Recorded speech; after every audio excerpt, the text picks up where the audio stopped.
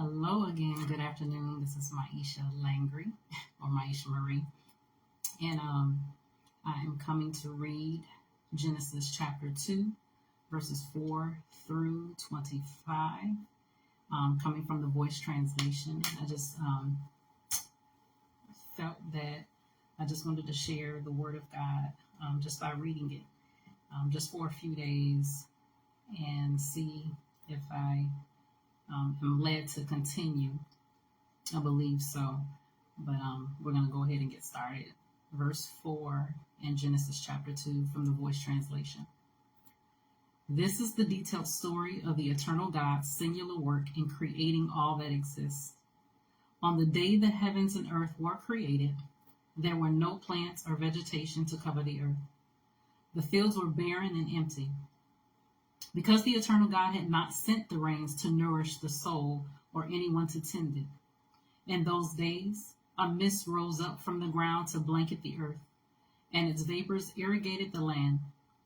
One day the eternal God scooped dirt out of the ground, sculpted it into the shape we call human, breathed the breath that gives life into the nostrils of the human, and the human became a living soul. The eternal God planted a garden in the east in Eden, a place of utter delight, and a place the man whom he had sculpted there. In this garden, he made the ground pregnant with life, bursting forth with nourishing food and luxuriant beauty. He created trees, and in the center of this garden of delight stood the tree of life and the tree of the knowledge of good and evil. A river flowed from Eden to irrigate the garden, and from there it separated into four smaller rivers. The first, the Pashan, flows around the land of Havilah, a rich land plentiful in gold of premium quality, bdellium, and onyx stones. The second, the Gihon, flows around the entire land of Cush. The third, the Tigris, flows east of Assyria, and the fourth is the Euphrates. The eternal God placed the newly made man in the Garden of Eden in order to work the ground and care for it. He made certain demands of the man regarding life in the garden. Eat freely from any and all trees in the garden.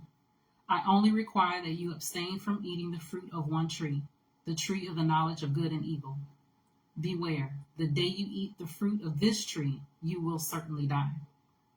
It is not good for the man to be alone, so I will create a companion for him, a perfectly suited partner. So out of the same ground the man was made from, the eternal God sculpted every sort of animal and every kind of bird that flies up in the sky. Then he brought them to the man and gave him the authority to name each creature as he saw fit.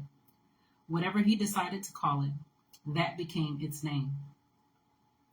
Thus the man chose names for domesticated animals, birds, and wild beasts. But none of these creatures was a right and proper partner for Adam.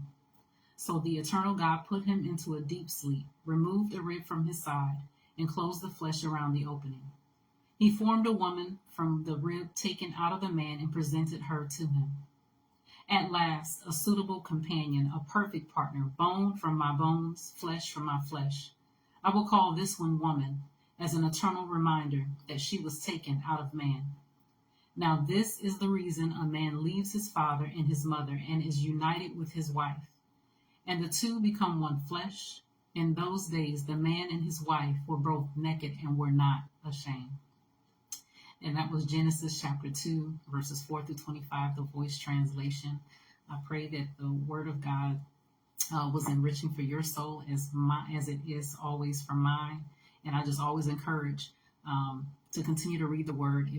If your faith is in Jesus Christ, I encourage you to build your faith and build your understanding of who God is and the knowledge of God, and by staying in the Word, so that you can be enriched, so that you can be encouraged, so that you can be transformed. Stay in the Word.